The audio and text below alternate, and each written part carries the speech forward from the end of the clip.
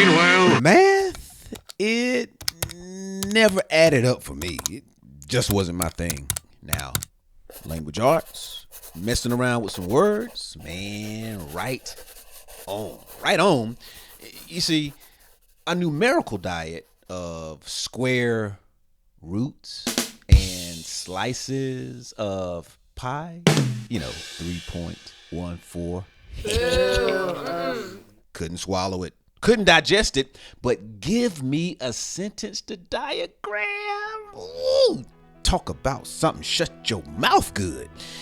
You see, I grew up like this. Now I have a friend named Rufus Xavier Sarsaparilla, and I can say that Rufus found a kangaroo that followed Rufus home, and now that kangaroo belongs to Rufus. Rufus Xavier Sarsaparilla from the old Schoolhouse Rock TV series came out back in the 1970s.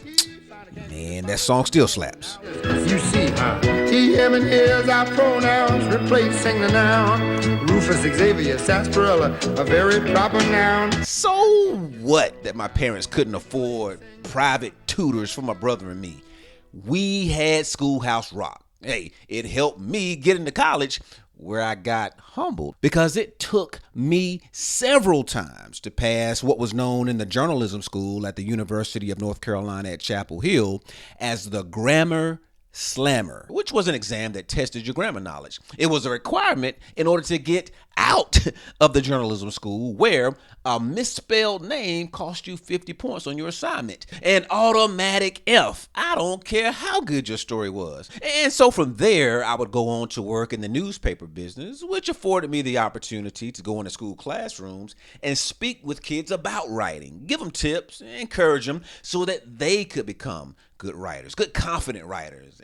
And yet, decades later, here I am, haunted by the ghosts of all those elementary school career days gone by, where I stood in front of those kids like I was some kind of expert grammarian. I'm haunted because I'm questioning myself, questioning my mastery of subject-verb agreement. Because way before journalism school, back when I was in elementary school, those teachers made it clear that a sentence like "John is corny" is a perfectly fine sentence for two reasons. For one, it's accurate. I am corny. But number two, it's a good sentence because there's tremendous subject-verb agreement. Like, I wouldn't say John are corny. John is not plural. John is singular. Now, I could say you and John are corny. You plus John combined for a plural subject, right? That works. But a single subject, John, must take a singular verb. John is corny.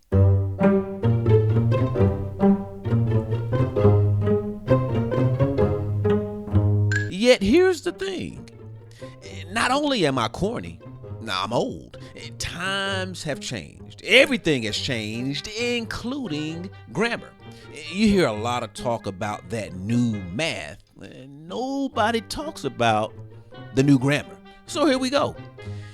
The grammar has changed so much that the traditionally plural pronoun they can now be used in the singular? This is kind of where sort of an evolving world of where we're trying to better understand each other runs headfirst into a kind of a more strict grammarian world that we tend to operate in journalism. That's Orlando Sentinel columnist Scott Maxwell.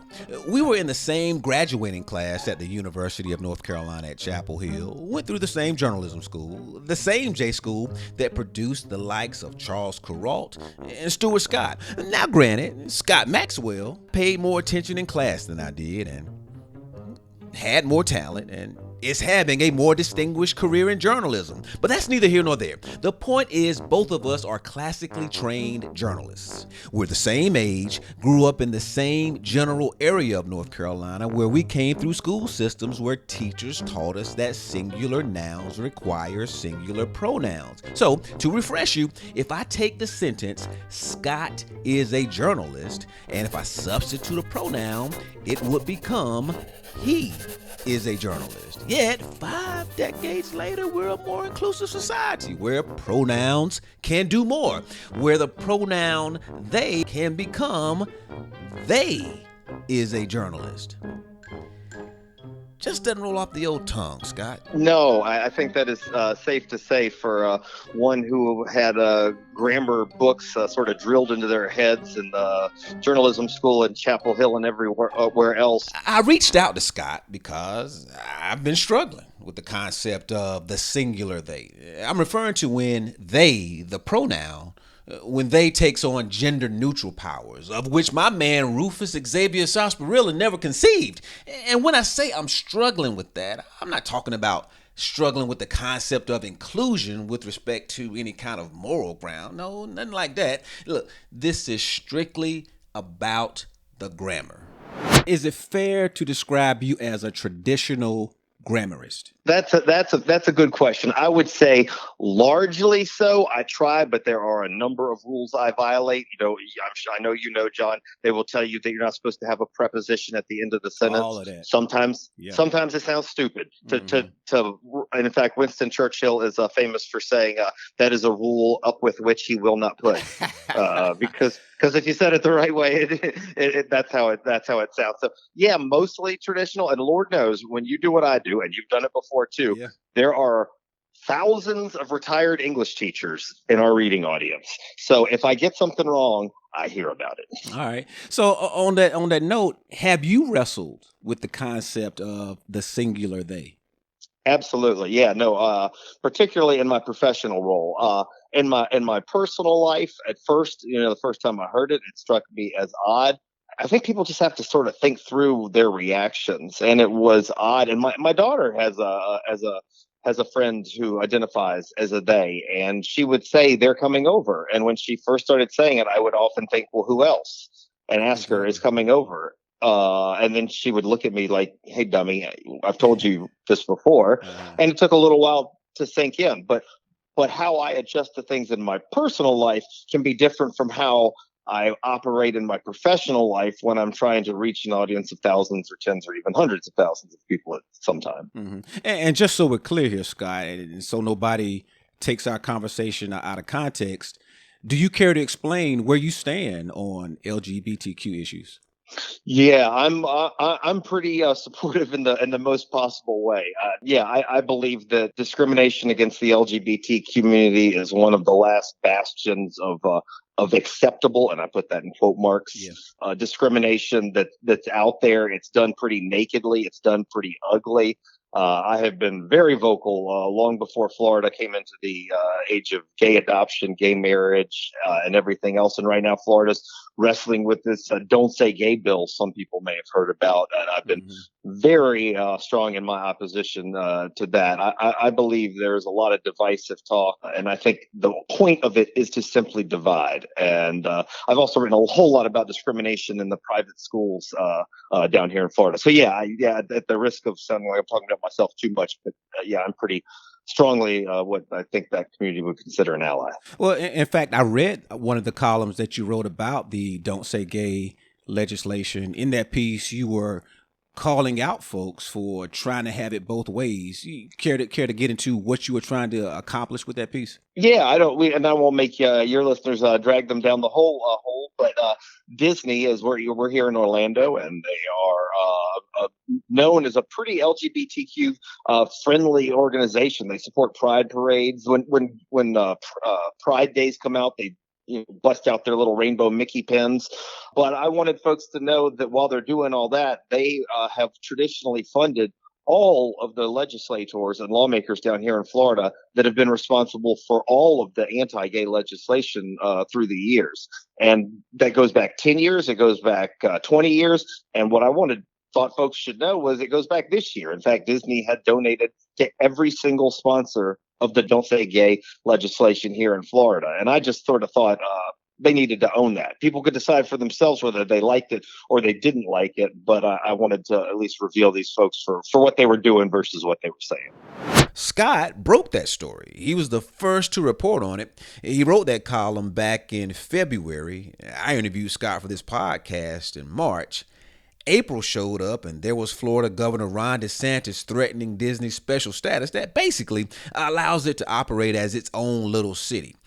All of that the result of Scott's good reporting. So when I tell you that Scott paid more attention to those journalism professors than I did, I ain't playing. And listen, Scott wasn't messing around either when I asked him if he's ever had to use the singular they in any of his writing. That is a great question, and the short answer is no. And I don't mean that I have ever denied someone who that request. It just has not come up. The next question that you might ask, or that it would be fair for your audience to ask, is what would I do? Mm-hmm. And that's where I'm wrestling with it a little bit, because while I can be a very supportive of new and evolving parts of language, my number one job is to communicate. And if I use they, that means plural, and it doesn't mean plural as in sort of how one identifies themselves. It means plural as in more than one person. I have a coworker who is an LGBTQ journalist, and he told me that he had one person he was writing about who wanted to be referred to as a they, and he felt, the journalist, he wasn't going to be able to convey what he was writing accurately, but he also didn't want to disrespect the person he was writing about. So what he did instead was he never used a pronoun in the entire piece. And frankly, that was a little awkward. If you use the person's last name every time instead of a he, she, or they, it reads a little awkward. But he was wrestling with what I'm wrestling about, not wanting to disrespect anyone, but realizing that using a they without maybe an explanation of why so was going to confuse his readers. The thing that gets me sometimes is to get away from the gender part of the conversation and just take it to race. The term Latinx is often tossed around these days, but then you start talking to folks from the Hispanic community and they're like, that's not how I define myself. So it almost makes you think, Scott, that is it a matter of going on a case-by-case basis where if you're talking about race, do you ask the subject that you're reporting on, what do you want to be referred to as, Hispanic, Latinx, or what have you? And then you bring it back to gender. What do you want me to call you? And of course, we're seeing that more and more now when you ask somebody, what are your pronouns? And so I guess just to put a bow on it, Scott, in the name of journalism, what are we supposed to do? Well, I'll come back to that, but I want to just say you just nailed it on Latinx, John. That is a word I have never used. And part of the reason I have never used it is because no one I have ever encountered of Latino or Hispanic background has ever identified themselves as such. And I think there became to be this sort of community of people who were trying to be super sensitive, sometimes almost militantly so, that were saying everyone needed to use that term, even when, as you mentioned, members of the group they were trying to describe didn't use it. I think it was the Pew organization, if I'm getting that, remembering that correctly. I was just going to cite that study. Go ahead, Scott. Yeah, and I don't remember the exact number, but it was a minute number of Latino and Latina folks who referred to themselves that way. So I think sometimes we can get carried away with words in the name of trying to, I don't want to say be too inclusive, because I don't know if there is such a thing, but trying to project to other people that we're trying to do the right thing. And the other thing I wanted to stress, John, is I think there's a difference. You and I are having what I would describe as a reasonable conversation about these things. There are people who do not have what I would describe as reasonable reactions to this stuff. They get angry. And maybe it's because it's something new. Maybe it's because of their beliefs. Maybe it's because of deep-seated fears or even bigotries they don't want to admit. Pete Buttigieg's husband did a tweet when John Cornyn, the senator, was getting angry during the Supreme Court hearings about a gay marriage issue. And he did a tweet which has really stuck with me. He said, "We get it, Senator Cornyn. You're still mad at gay marriage for taking away none of your rights." And that sort of strikes me as when somebody gets mad about a word like they, I sort of ask, what are you mad about? You're not losing anything here. It may be something new. You may ultimately have a not be something you want to use yourself, but don't get mad about it. Seek to understand, before you be understood. I had a teenage boy who, one of my son's friends, who once was angry that I think his teacher told him that one of his students wanted to be identified as a they. And I just asked him, I said, how on earth does it impact you? And I try not to be ugly about it. I mean, but does it in any negatively way? Does it take anything away from your life that person wants to be identified in that way? And I think sometimes people just got to get past their base reactions. But all that said, that comes back to your final question. What are we going to do in the world of journalism? I don't have a great answer for that. And in fact, the best thing I have come up with, and this is not a solution, is I wish there was a different pronoun. What I've thought about, they as a word was invented as a word to convey plural people, meaning more than one person. I understand why someone might not want to be a he or a she. I wish there was a different word that encapsulated what we're talking about, whether it's fluidity or something else, rather than they, which actually means more than one person. But I don't have a good suggestion for what that pronoun would be or how we'd get it into Webster's. Well, I tell you what, Scott, this has been a very cathartic conversation, because you can't have this conversation with everybody. But you, I know, is somebody who has had this stuff beat into him in journalism school, because singular, they, and all that aside, I would get upset when our beloved style book, which for those listening is the Bible for journalists that keeps us consistent when it comes to writing.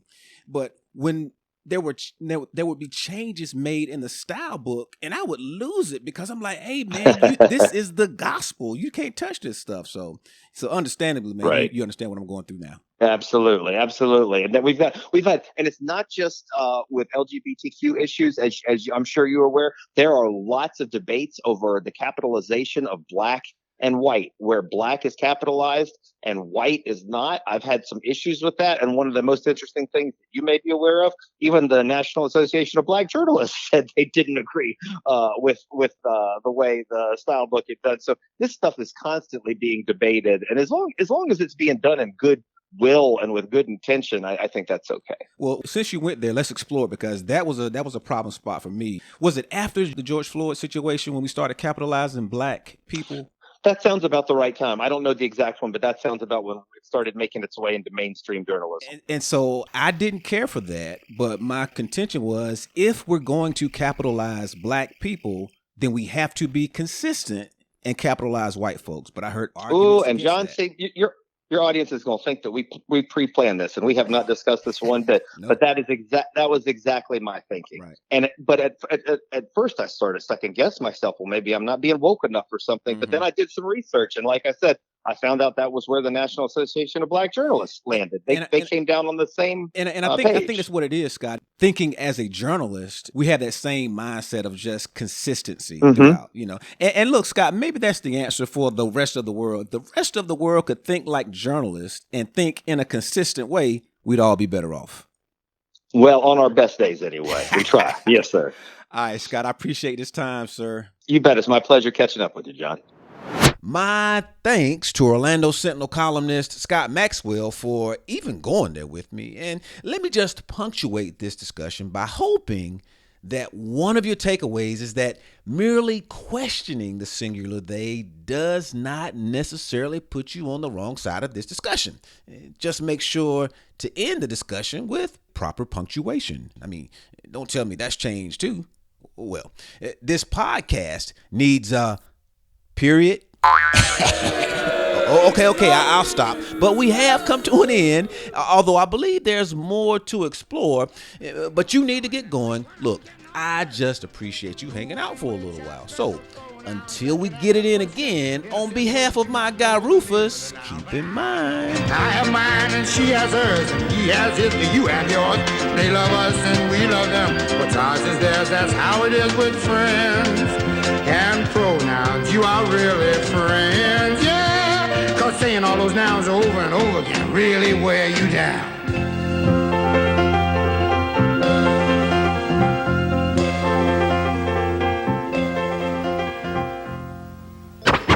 But they're not gonna rook us. No. Take that for data.